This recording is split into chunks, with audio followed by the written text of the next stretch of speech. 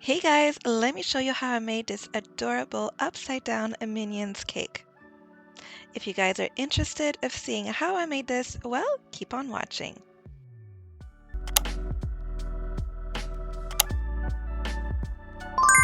So I obviously stacked my cake together. This was a 6-inch cake. I did 5 layers of it. And one layer was ganache, and then the other layer was buttercream and ganache and so forth. As you can see while I'm putting my cake together, all my cakes are obviously cut even except for the one at the top. I left the one rounded because it's his head, so I really wanted that to be round. If your cake is not round, well, you can go ahead and then just cut your cake so that it gives you a round shape for his head. And then I did a crumb coat. I covered the entire cake with yellow buttercream, pop it in the freezer for about 10 to 15 minutes. Cover the cake with a second coat of buttercream and then pop it in the freezer again for about 5 to 10 minutes.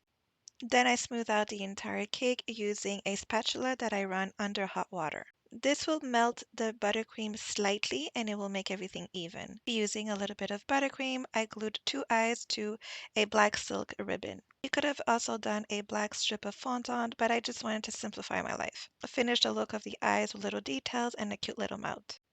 And then freeze your cake for at least 10 minutes. Once you're able to touch your cake without damaging it, you're going to remove the cake board and the parchment paper and then place it on top of another cake board. And then cover the top with the same color buttercream. Using some blue fondant, you're going to place one little piece like that at the top, and this will be part of the overall. Brush a small amount of water so that your piece sticks to your cake. Add another rectangular at the top, and then your overall is just coming to effect. I made his hands with black fondant and then glued it with a little bit of buttercream onto the cake board. I also did the arms using yellow fondant and make sure to match the color of the body. Obviously, you want it to look like it's like one piece.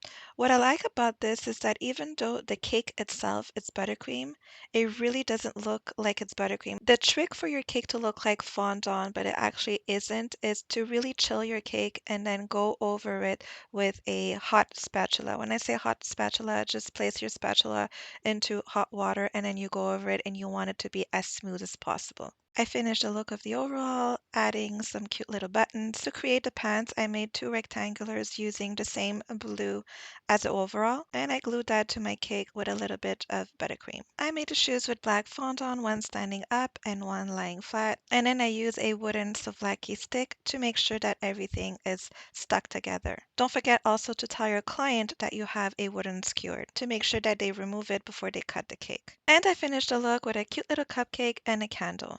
This was the final product. It came out so freaking cute. It was adorable. My son loved it so much. Thanks for watching, and I will see you in the next one. Mwah!